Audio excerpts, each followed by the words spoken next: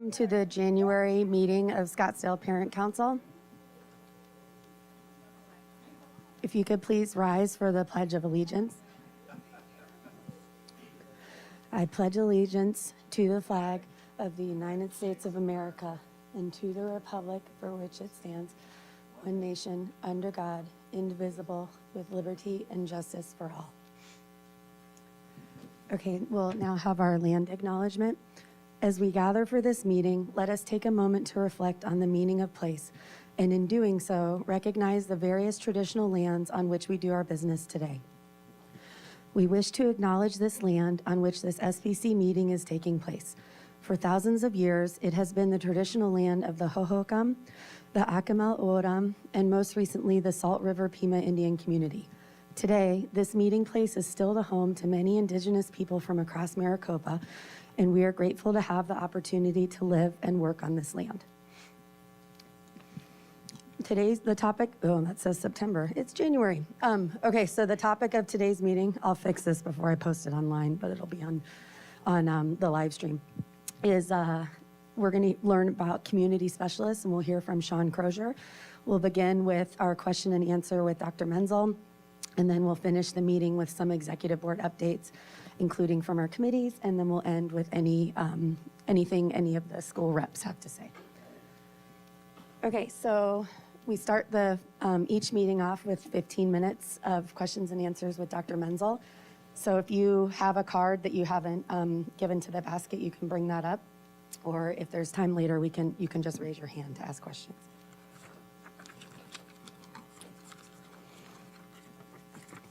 Okay. All right. The high school planning guide lists grade levels for classes, but some schools do not allow kids in listed grades to sign up for a class, or they list classes for grade levels that are not indicated in the planning guide. What is the district policy that determines who is allowed to sign up for classes, and what options do parents have? I'm going to punt on this one. Dr. Benson is here, and I'm going to let her answer that question. Thank you for the question. Anytime we have something like that happens, that there's a discrepancy between what's been approved by our governing board and has been recommended by our high school planning guide committee, which has representation from all of our schools, all of our APs of ed services. If there's a discrepancy from what's being offered on the registration sheet, would invite our persons to check with their principal first. And if that doesn't allay the situation, to give me or Dr. Dodds let us know, and we'll help resolve the issue too. Sometimes there's tweaks that are made because of staffing that we have at the minute, and so we can work through those issues, but oftentimes it might just be a misunderstanding and something got left off the registration sheet. So happy to resolve that issue moving forward, but again, because we have representation from all of our high schools on the high school planning guide committee, there's a pretty good communication back and an involvement of all to make sure that we offer course offerings for all kids across the district. So happy to resolve if there's an issue that hasn't been so far. Talk to the principal and then loop back out to Dr. Dodds, Karen, or me. Thank you. Is the district spending any time or effort preparing for the AEL to go into effect? So AEL aggregate expenditure limit, the legislature has until February 28th to take action to override the limit. If they don't, we have to reduce our budget by $30.1 million. That takes effect, it has to go into effect by April 1st. So we have from March 1st to April 1st to make those changes. So we've not done anything specific in terms of what changes we would need to make. If you listen to the radio today, Senate Majority Leader Peterson said that they're going to get it taken care of. He's just trying to get all of his members on board. There have been lots of signals that they're going to get it taken care of. And quite frankly, I'm not a proponent of moving too fast on something that's going to be detrimental to the educational enterprise. We'll be prepared for it if the legislature fails to act, but we're mid-January, so we have a little bit of time. It's not that we haven't been thinking about it, but we're communicating with people what the net impact would be in terms of dollar amount, but not in terms of the impact on our operation, because that would come down the road. Okay. Does anyone else have any other questions? I see one. What is the biggest challenge facing SUSD that is specific to our district, not statewide? And what is SUSD doing to work on it? The biggest challenge, I would actually identify two challenges, maybe three. First, as a district, for the last decade, we've been declining in enrollment. And our economic engine, based on how schools are funded, it's tied to the number of students we have. So average daily membership, then our weighted formula, all of that matters in terms of the revenue that comes in. So that's part of the equation. And if you look at our data this year, we are doing better than what the budget predictions were. We're down students, but not down as much as we expected that we would be, and that's a positive sign. But recapturing students who live within the boundaries of Scottsdale Unified is one of those key components. If you want to have a budget that allows you to attract and retain talent, which would be the second challenge, you need to grow your student enrollment as best you can. So those two are tied together because our ability to attract and retain talent is tied to those budget implications.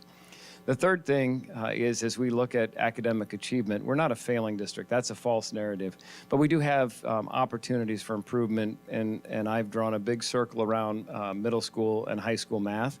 When you look at that data, that's where we need a lot of improvement for our students, and so we're spending a lot of time and energy working with our teaching and learning team, with our teachers of math at the middle and high school level on strategies to address where our students are and how we can accelerate their learning.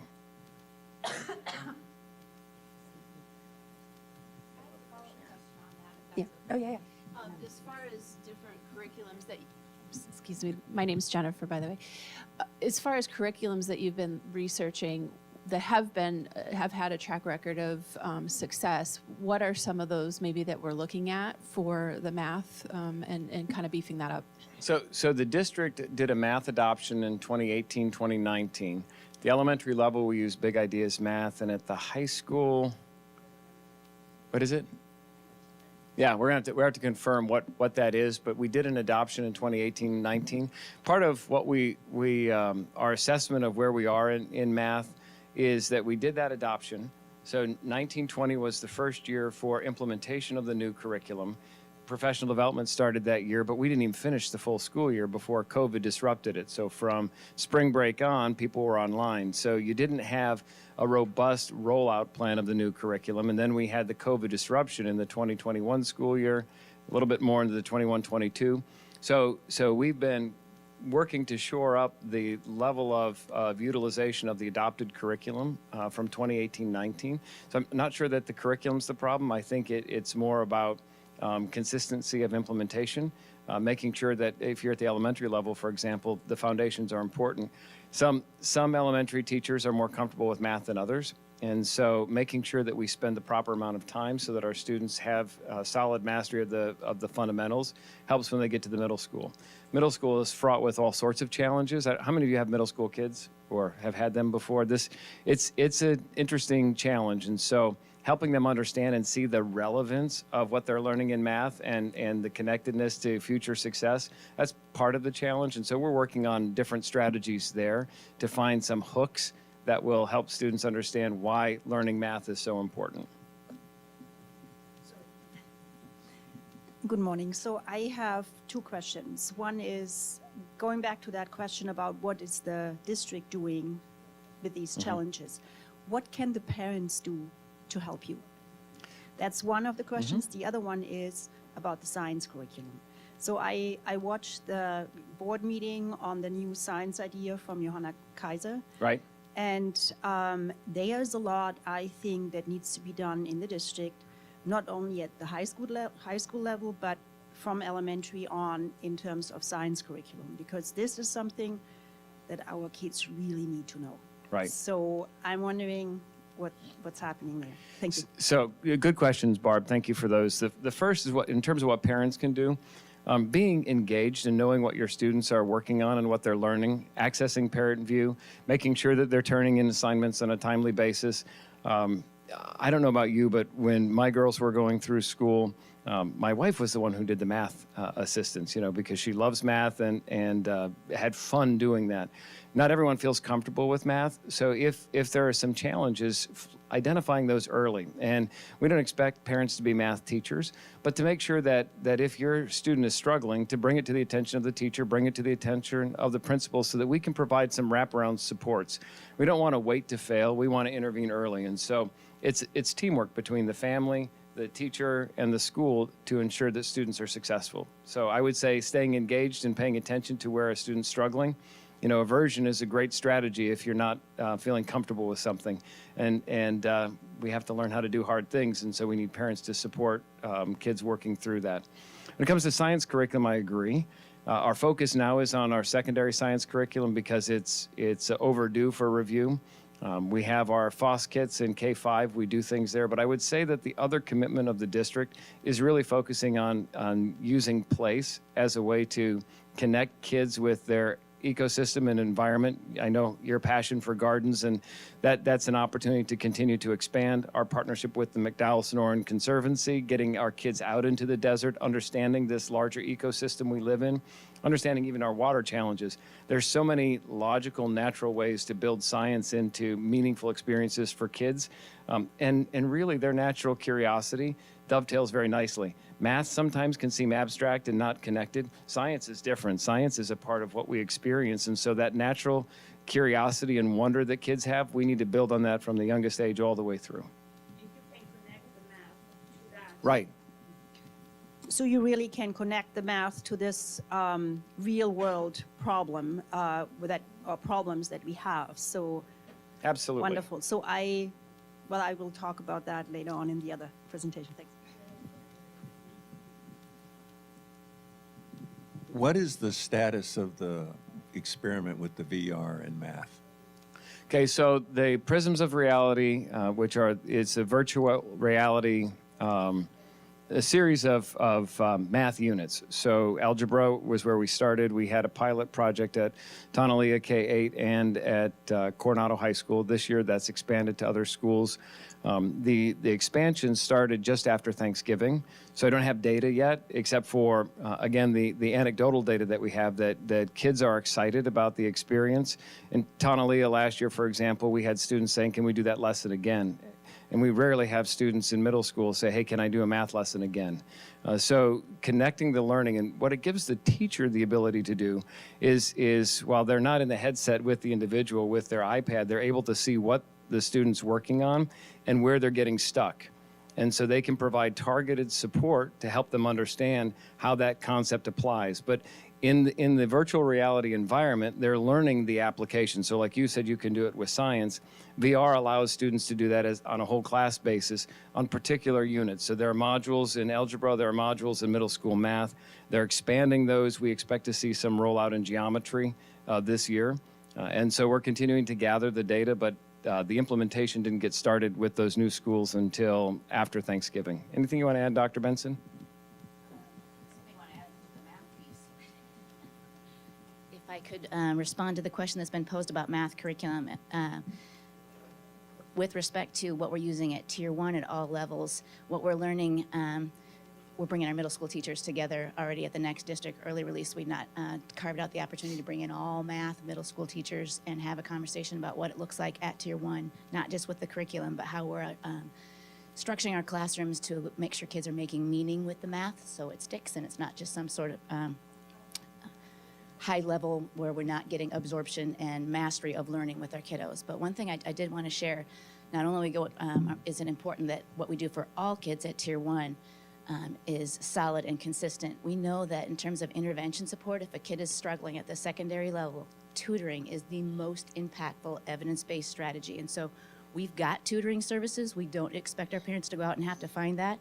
If you have a kiddo that is struggling and needs extra help, we want to take care of that, and especially in math. We can make great gains most quickly with tutoring services. So if that's an issue at hand, we'd be happy to talk more about that with our parents that are here too. You have a follow-up question? Okay.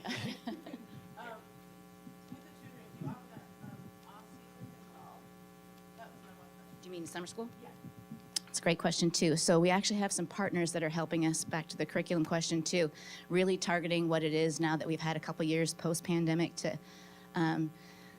isolate and identify where the learning gaps or unfinished learning is, especially at our middle school and high school kiddos. So with our summer bridge programs, yes, we're having targeted partners. ASU is one of them.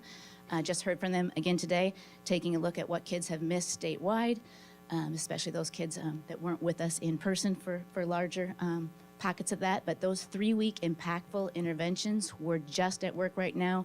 By the end of January, Sean's going to be here today too to talk a little bit about federal programs, but part of that happens, there's a connection to summer school for sure. So we can't fix everything in a 3-week program. We want to be able to have some targeted summer programs that are super effective, high quality curriculum used with fidelity so our teachers aren't working so hard to figure out what it is to do, and then to carry that through moving forward with the tutoring services and the Tier 1 targeted solid instruction in math. Very good questions. Thank you. Okay, we have time for one more question if there's another one. No? Oh, It's kind of a question / comment. So I went to the board meeting last night, and the Student Advisory Board Committee spoke, and they are just so impressive. So can you inform parents of what that is? And thank you for establishing that and supporting them, but just tell them about it. Sure. So the Student Advisory Board is comprised of high school students from each of our 5 high schools in Scottsdale Online Learning. It actually was started by Dr. Creekard before I got here, but a core commitment when I was interviewing for the position was to elevate student voice. I think it's really important for us to understand what their experiences are, what they perceive as the needs on their campuses. And so we meet on a monthly basis. We'll meet actually this afternoon in this room, and they drive a lot of the agenda. I typically start the conversation just by saying, what should I know? What's happening on your campuses? What are your concerns? And sometimes they're as simple as, why are the bathrooms locked? Which is not really a simple thing, but I understand their concern, and I understand why the bathrooms have been locked. I mean, we have situations with vaping and other things, and so we have a good conversation about how sometimes student choices drive decisions that administration makes, and what we might be able to do together to change that, and what the implications are of decisions that are made by leaders on any particular campus. So they did identify several subgroups that they wanted to work on to improve the student learning experience. And then I also asked them specifically about graduation. And so you heard them report on that a little bit last night. They have interest in regalia. I had interest in figuring out, we have all of our graduations on the same night, which means families that might have relatives at different schools they have to pick and choose which graduation they go to. It seems a little unfair. So we have a lot of robust conversations. Not everything they want is something that can be provided. You might remember last year, the Student Advisory Board suggested to the governing board that 2/3 schedule be maintained for the rest of the year. Was it last year, 2 years ago? It's all a blur to me. But the governing board said, no, we're going to return to a full schedule. So it's not that every answer is yes, but we certainly do get perspective from the student vantage point, and then they're able to go back to their classmates and peers on the campus and gather more information. And our goal is to really help them understand how the process works, why policies are created the way they are, and for us to understand how we can make the learning experience better. So I asked them at one of our recent meetings about attendance, because attendance is a concern. Chronic absenteeism we see all over the place, and they had some speculation about why that might be happening. Students avoiding tests, students just not wanting to come in. Our advice that if you're sick, stay home, which we still advise, but it's a challenge. The other thing is we talked about, well, how do we create a learning environment that's so engaging that our students have FOMO, the fear of missing out. They want to be there every day. And so that's on us. We have to create those learning environments so that kids don't want to miss. So we're working together to figure out how we create the most compelling learning environments for all of our students. That answer your question, Emmy? Okay. thank you so much. Thank you.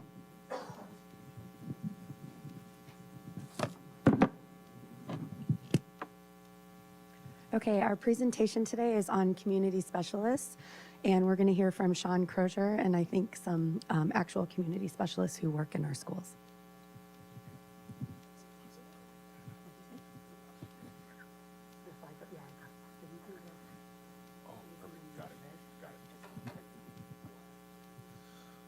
Well, first off, I want to thank you as parents who are engaged enough to be here today to learn learn about what's going on in the school district and ask questions. It is a huge thing for me as someone that works with a number of programs that promote family engagement. To see all of you here today, it's huge. I want to thank you so very much for being here. I want to bring up and introduce to you a couple of our community specialists. If you'd come up, please. Apologize, I'm not used to working with a poll. Okay.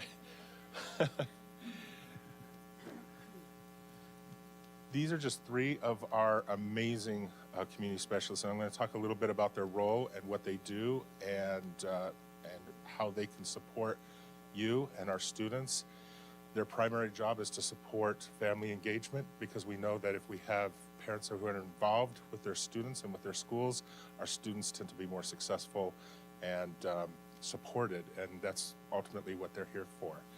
I want to introduce you first to Luz. Luz is our community specialist for the Desert Mountain Learning Community.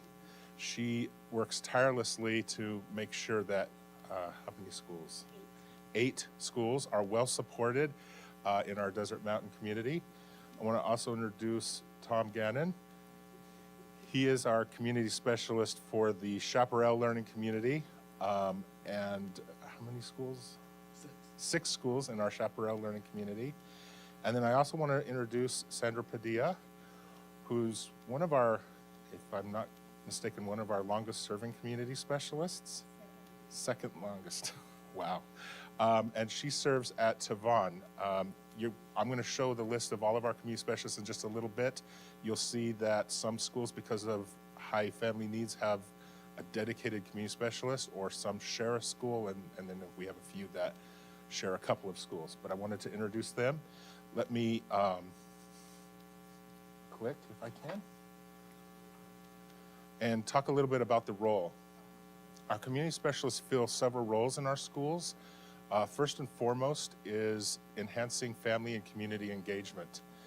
They are there for almost all those things that happen after school or before school, to get families to the school, to meet with teachers, to meet with administrators, and to bring in that family engagement. Secondly, they work very importantly in the area of communication. All of our community specialists are bilingual and speak both Spanish and English, which gives us a resource at each school to be able to communicate with all families, or as many families as we can, and they have resources to reach out.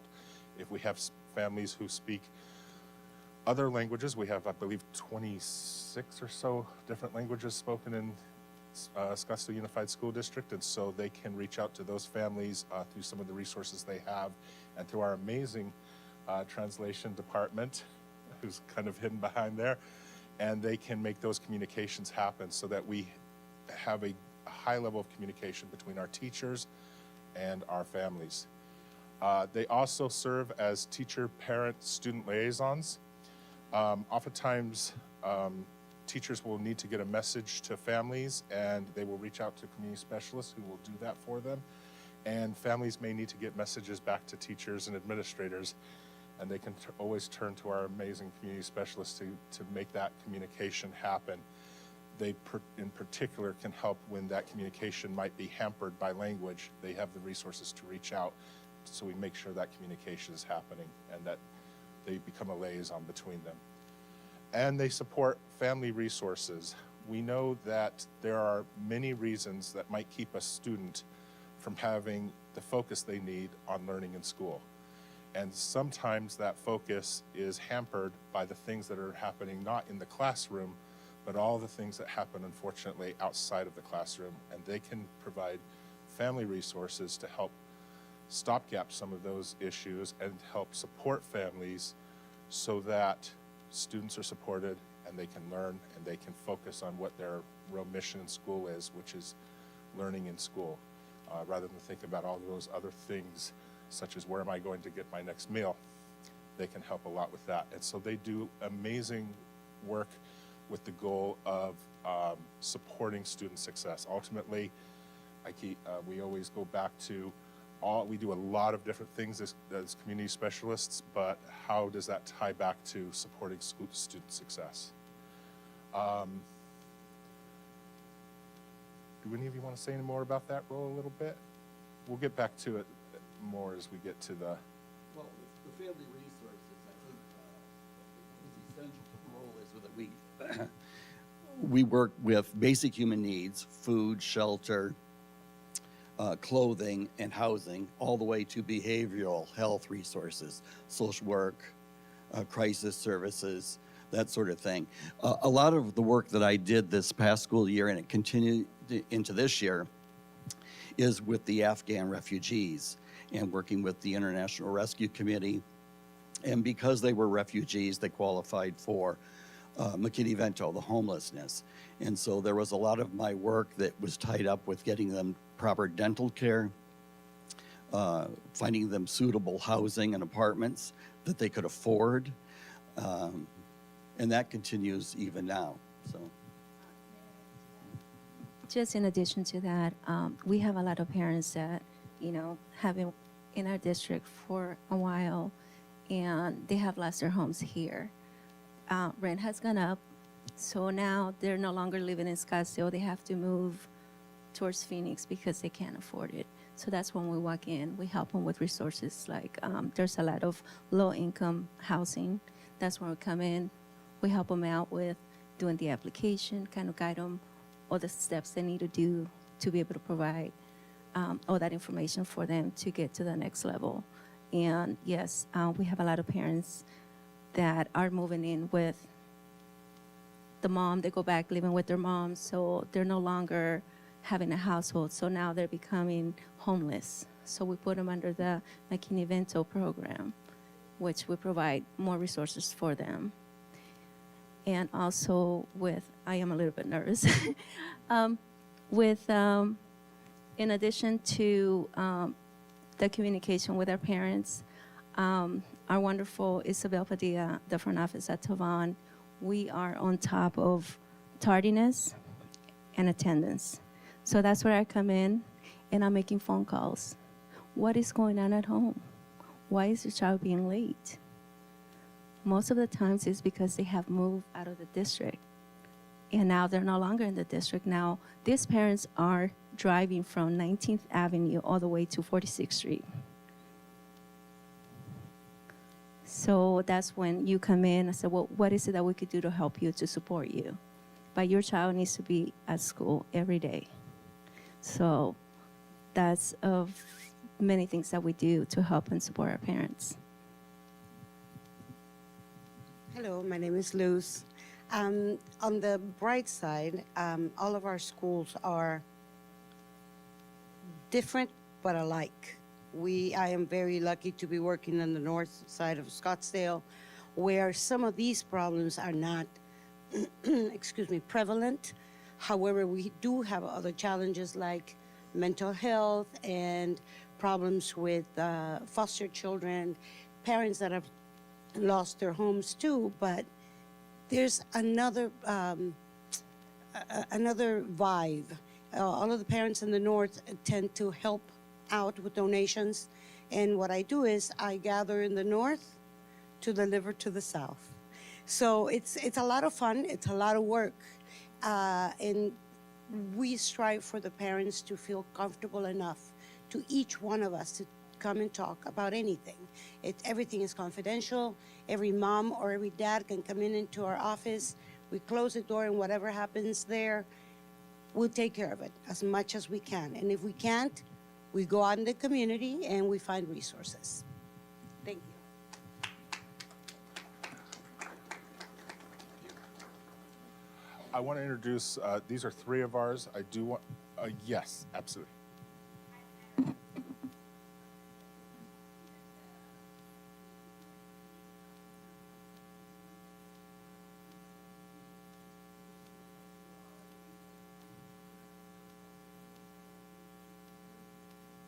Absolutely. I think Tom. I think the parents in the Scottsdale School District do an amazing job. I know that I had a request for breast pumps. Not really my department, but the parents at Sequoia were very helpful in rounding up a lot of breast pumps to help out a school in the southern end of the district without hesitation. So there are I think if you're available for a phone call and, hey, we have a need to be filled, I've never known it not to be met. So. If I could say also, one of the best ways to be involved as the parent council is to be involved in your individual schools. Each school has very different and unique needs, and also different and unique roles that they play in their community, whether it's food drives or that sort of thing. And so one of the best ways to be involved is to continue to be involved with your school through PTO or through school events that are happening. I did want to share with you, we do actually have quite a few specialists that are not able to be here serving all of our schools. I think every single one of our schools is covered by a community specialist. And that way we know that we have somebody who knows the school and knows the community working for the needs of the students there, again, so we get back to that student success so students can be successful in the classroom. I think we've gone over a lot of this, but some of the sample of things that they have worked on this year include a food box distribution that they do we've been doing about quarterly, but we're hoping to ramp that up to a monthly food box distribution. They have helped work with us in the ELD department for 2 family engagement opportunities where families went with their students to the aquarium and then most recently to the zoo. And they had kind of a worksheet that they worked on as a family as they learned about it and worked together as a family, developing language skills. That was very important to us to have those language skills developed and to have that family engagement. They worked with St. Patrick's to get gifts to many, many families during Christmas time. They do food drives at their schools regularly. And one of the things that always strikes me is that it doesn't matter which school you're at, they do amazing food drives. Students always find a way to do amazing food drives. They're just very willing to help out in their community. Parent-teacher conferences, back-to-school nights.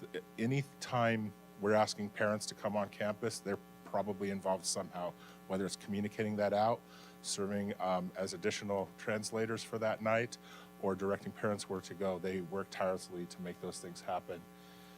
They also work very strongly with our families to get back free and reduced meal applications through Titan.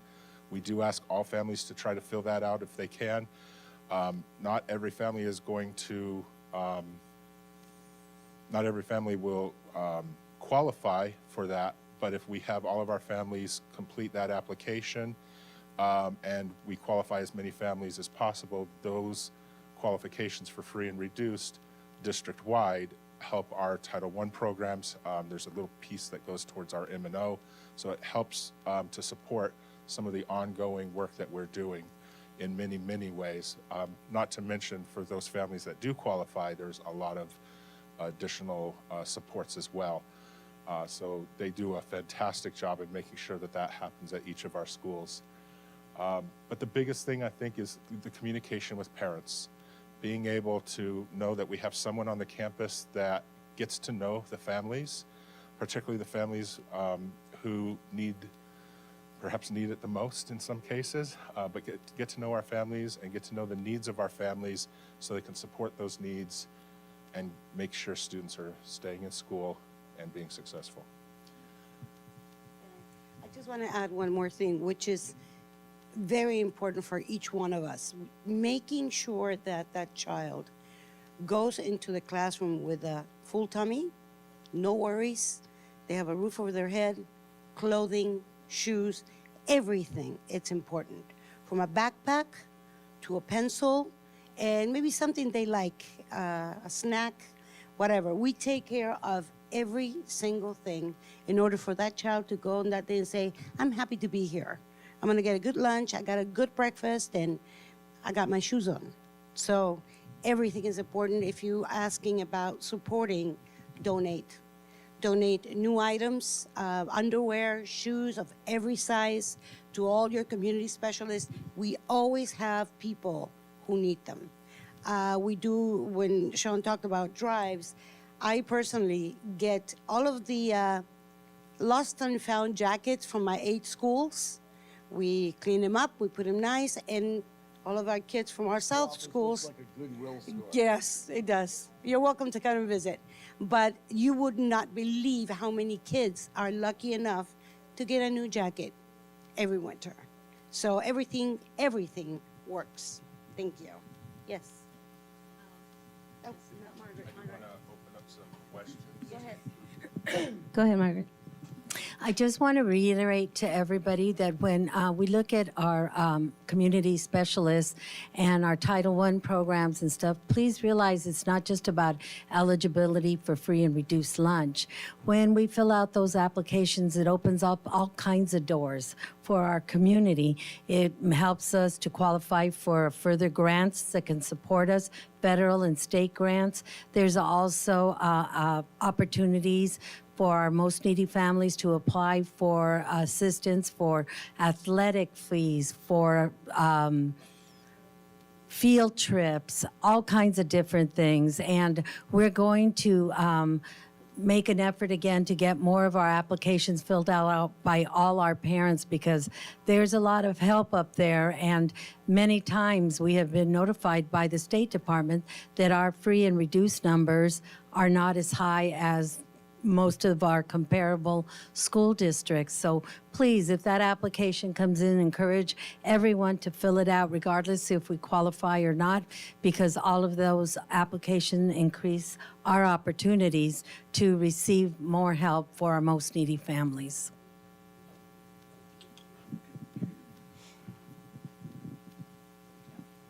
In terms of donations, is there a central place in the district that we would be able to drop off? Because I know with some of those, the Desert Mountain community just has a specialist, so there's not a given specialist at each school that a parent would be able to connect with. So is there a way that we can centralize it? The community closet at Coronado High School is probably the best place. Can you talk about that? I've never heard about it. So a couple of years ago, through our partners in student services, there was a community closet set up at Coronado High School, primarily because that's where centrally for a lot of need. The community closet at Coronado High School is a larger room, a larger facility to be able to house donations and clothing and materials that parents would need. So that's kind of the main central location. Beyond that, I think each of our community specialists, and I can go back to where they are kind of housed, each of our community specialists have some sort of a room that they can keep things just at their site. So I think the first stop is probably at your school, but if it's a larger donation or if you want to get to a central site and you're not near one of them, you would probably want to reach out to myself or to Coronado to do that. And I have actually gotten donations brought here, usually smaller, so I can, because I have to get I don't have a place for them here, but I can get them out to where they need to be. Recently we had a fantastic donation of hygiene supplies that we were able to get over to the Coronado Central room. So, yes? Is there a list somewhere of the items that you need, or is there like a current running list or seasonal items, or where do we find out what you need? Because of the fact that I have to deal with 8 different schools, I create every month a newsletter where I send it to my community, but I will be happy to share it with everybody. I have the list there on a monthly basis, what I need about hygiene, jackets, shoes, everything that we could possibly need. So what I'm going to do is I'm going to forward it to Sean, my last 4.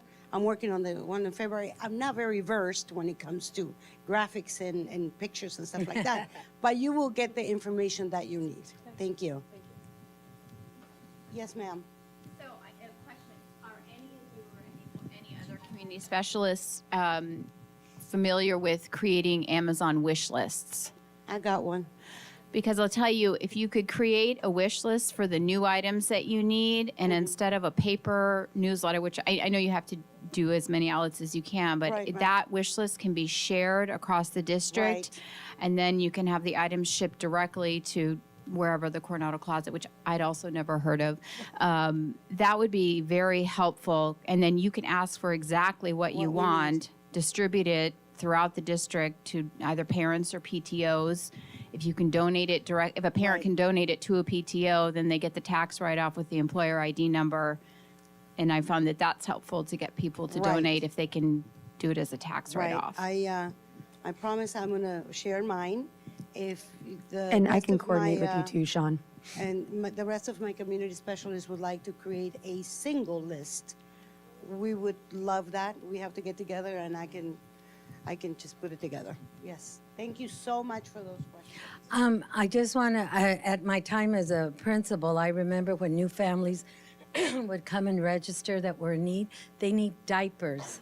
And a big thing is detergent, soap, hygiene things that we can store and have prepared. But a big, big one is diapers. And I'm way beyond the diapers, but I mean, they're so expensive right now for our families. I mean, paper towels, toilet paper, and those types of things are easier for us to be able to store. Let me say something. We don't have babies in the district. But if the mom has to spend $30 on a box of diapers, she's not buying milk, cheese, eggs, which are $5 a dozen right now. I can't believe it. So what we're doing is we're creating the possibility of mom to have fresh food by buying the diapers, which we cannot store lettuce, but we can store diapers and soap and all of that. So, thank you. You know, if you want to make a donation, there's an organization called Sleep in Heavenly Peace. A lot of people can't afford beds. Beds are expensive. We have an organization with whom we work, and they'll actually go to the home, they'll go to the apartment, and they'll build the beds right there in the family's home. So any kind of donation to Sleep in Heavenly Peace, I'm sure would be greatly appreciated. Yes. Hi. Oh. Hi. Hi, I'm sorry, I'm in a mask. My name is Leanne. I'm a parent over at Copper Ridge. I was wondering if there's any way that we could tie our kids into this, because me shopping on Amazon is fine. My daughter never sees this stuff, and she has no idea what it's like for other kids who are in need. I would say yes, absolutely. And one of the best ways that I see that, and as a former teacher at Tonalea and Supai before that, watching kids with food drives or other types of drives that they've done. For a while, Supai Tonalea did this amazing Pennies for Patients for leukemia. But watching kids be able to do that food drive and bring something in, and I will see kids that I know there wasn't much at home for them to bring in, but they still brought something because they wanted to have that opportunity to give back to others, was huge. But also, I would say have, age-appropriate conversations with students about the things that you're doing to support, and how not everyone has the same as everyone else, but that by filling those needs, we're making sure that everyone is able to be successful. I know. No. But I have a lot of moms. Sorry, I can be loud, but I have a lot of moms that are so in touch with that, donating and bringing their kids to donate stuff. It's uplifting. On a happy note, Tom here, which is based at Sequoia, helped me out for the for the Thanksgiving drive. I am a part of the board of Feed Our Students, which provides the needy families of the district with turkeys for Thanksgiving. So we were short on stuffing and potatoes and stuff like that. So we came to Tom and he says, I'll do it. So the day that I went to pick up with my pickup, the stuff, I can probably tell you that we were able to cover every single need that we had for stuffing and potatoes on the bed of my truck, it was just incredible. We fed 1,260 families this year. I hear you and I'm listening to you. And in my mind right now, I'm thinking, okay, an email and a phone call to Tim Ironman asking him if Copper Ridge can be the next school to have a food drive for Thanksgiving.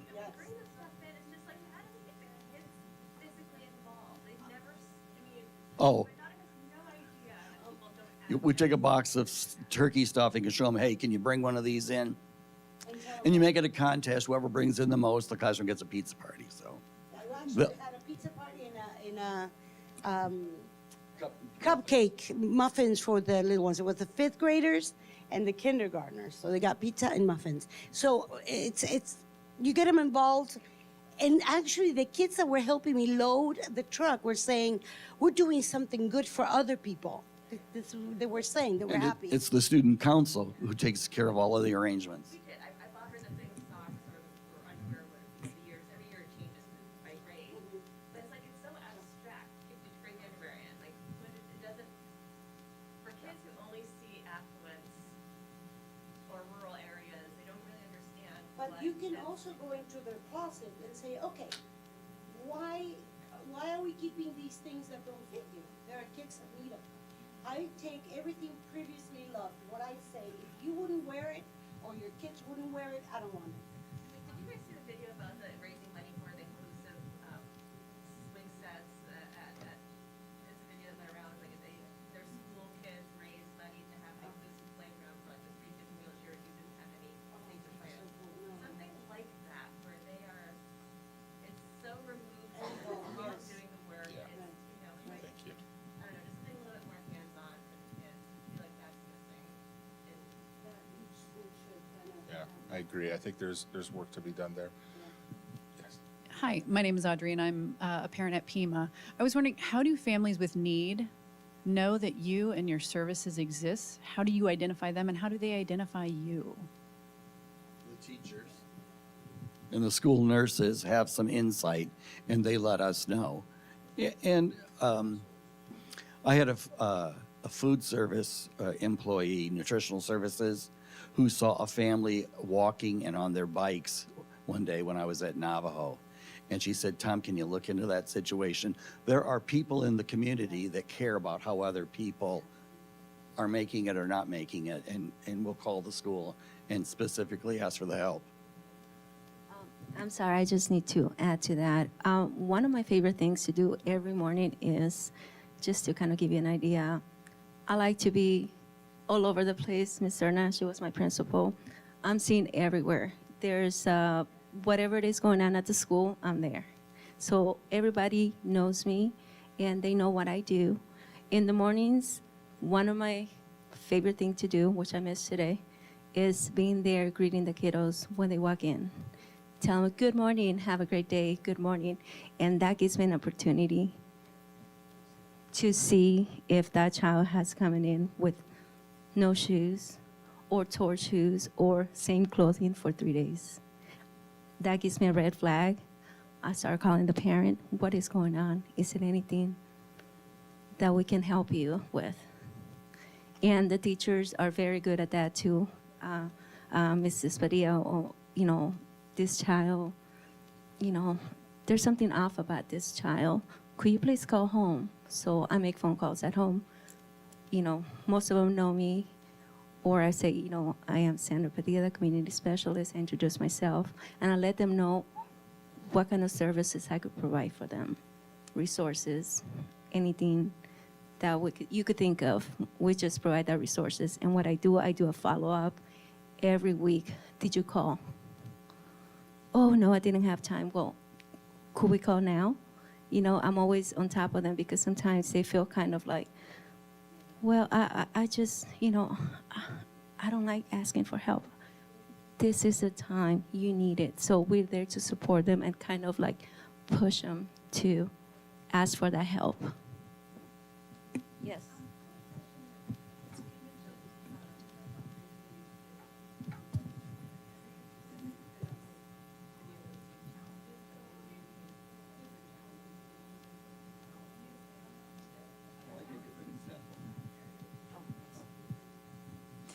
Yeah, so I wanted to go back to the lady in the back there with, that the children should be involved, and I really agree with that. So I think what should happen at some point in our district is this understanding of caring for everything, caring for the student that sits next to you, caring for the teacher, caring for the parents, caring for the administration, caring for nature.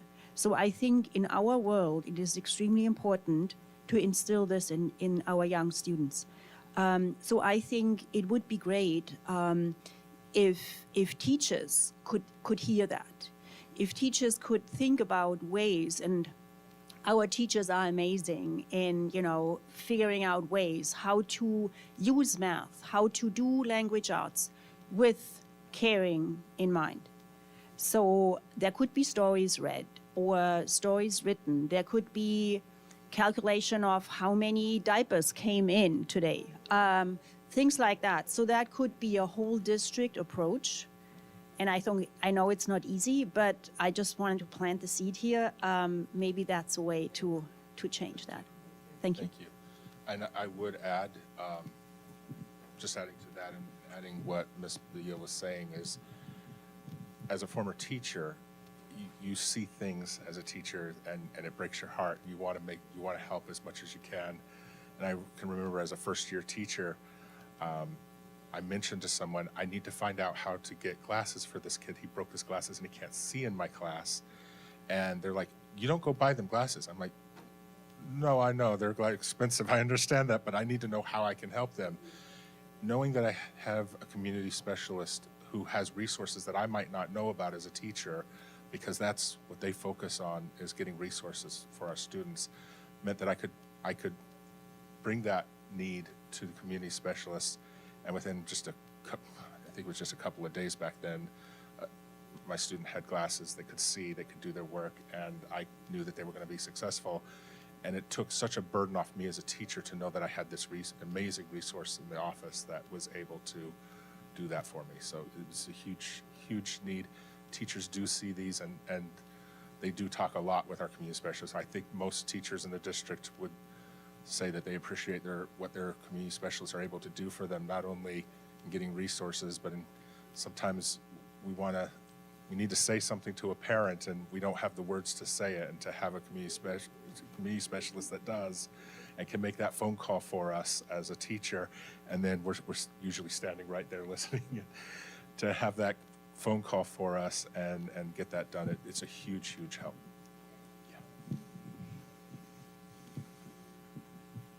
Hi, thank you so much for being here. This has been so informative. I would say one of the,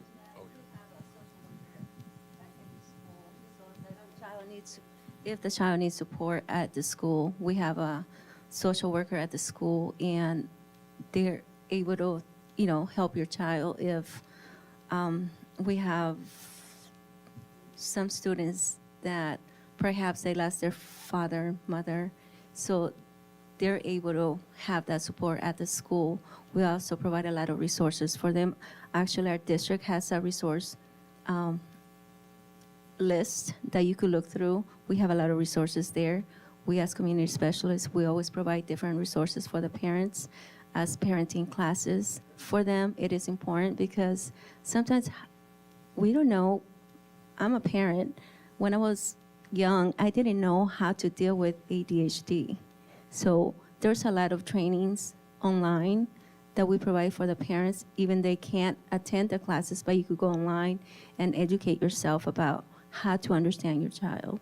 Or if the child is having like mental distress, there's a lot of resources out there to help the parent, help the child. And there's also a lot of resources and groups for the parent and the child to work together.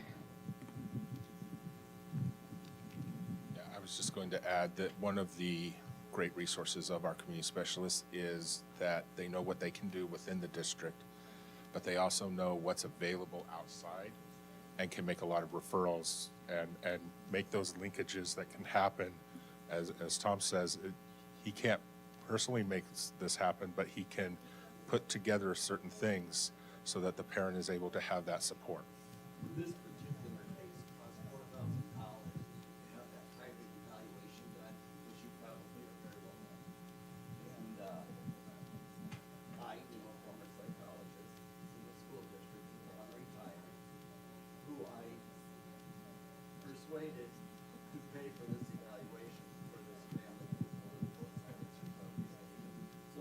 them to navigate the system, not only the school district, but the state of Arizona and DDE. Have you been on their website? I mean, it's, so I was able to search for and secure $4,000 for all agencies. We have time for maybe one or two more questions. Does anyone have any more? Okay, I have a question. Are the services that you offer, are they in all school districts around Arizona? Like do all school districts have community specialists? No, a lot do. It depends a lot on the district and their particular needs, but it also depends on having a dedicated funding source for it. Ours is already, it was set up long ago. DSEG, is that correct? Yeah, through our DSEG program, so that has its own dedicated funding source. So you do have to have funding to be able to do this. These positions are usually funded like through desegregation, Title I, or whatever. And I would venture to say that every district does have these type of services. They may call them by different names, whether it's community specialist, social worker, etc. But I have to say, and this is to Sandra, my nickname for her when I was principal at Tavon was she was the Tavon Guardian Angel. Because no matter what we needed, man, there she was buzzing around. And another thing I want to say about Sandra, remember when she said she would greet the children in the morning? She used to amaze me. She knew everyone's name. And do you know how special that makes a child feel when they're in crisis or whatever they're feeling? They walk into a campus, she's standing there at the door and, hello, Johnny, how are you doing, or whatever, and they'll say, you know my name? You bet I know your name. So anyway, they are all the guardian angels of our schools, and anything we can do to support them, I want to encourage you to do it. Okay, final question.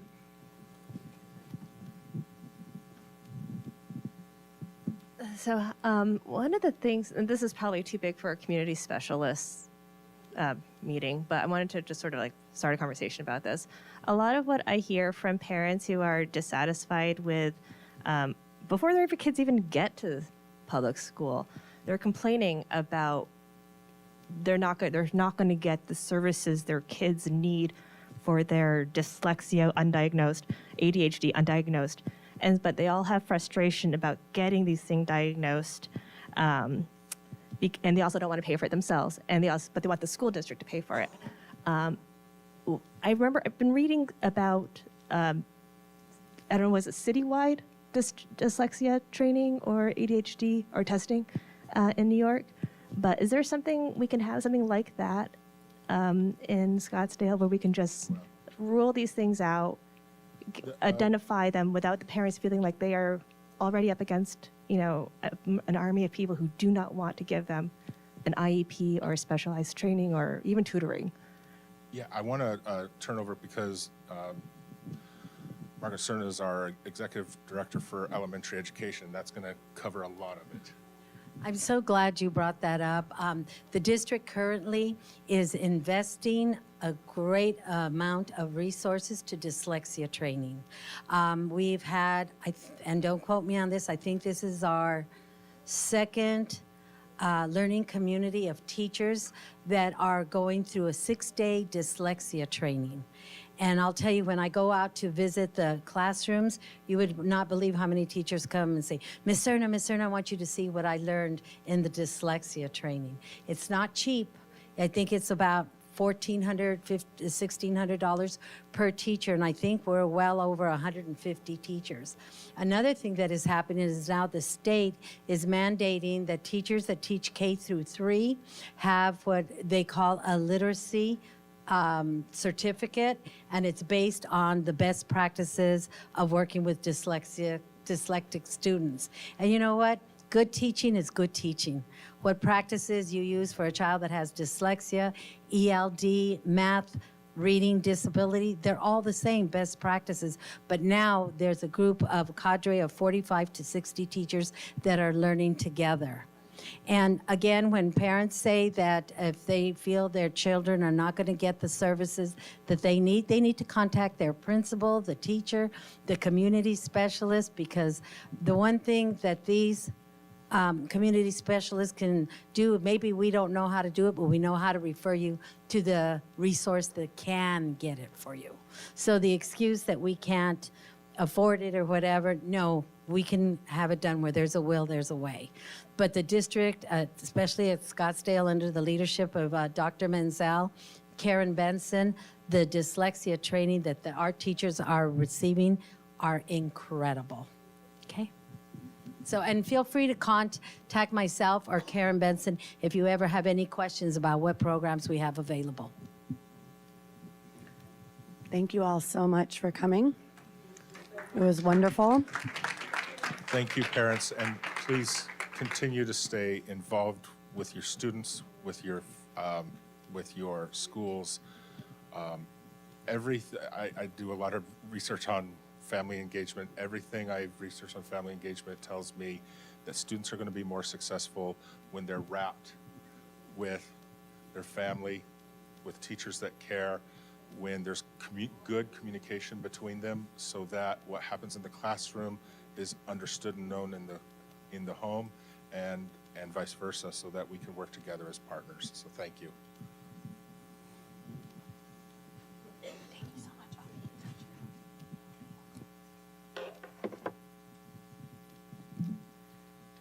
Okay, so we'll finish up today with some executive board updates. Here's the budget update. It's actually the same as December. We haven't had much going on since last month. I want to follow up on this. I mentioned it at the December meeting as well. So the Realty One group, which has offices in North Scottsdale and Paradise Valley, did a hygiene drive late last summer and earlier in the fall, and it was coordinated through the United Parent Council. And I met with their president shortly after the December meeting and filled up my car with hygiene items that included like toiletries and also like underwear, socks, also some school supplies. And we did donate that too. I showed up and I filled the area outside of Sean Crozier's office with all of this stuff. If this is something that SPC is interested in doing, if you guys are interested in doing another kind of hygiene drive, or you want to, anyway, send me an email, we can get something going, or we can, set up Amazon wish lists and populate the Coronado closet. I'm game for anything. Okay, our next general meeting will be February 15th. It'll be in this room. It's an evening meeting. It'll start at 6 o'clock. The topic is the SUSD Governing Board. And we will hear from Julie Sanowski, the board president, and from Karen Werner, the board vice president. This meeting will focus kind of on what the governing board does, what the role of a board member is, and how best for parents to, stay abreast of what the governing board is doing and to interact with governing board members and communicate with them.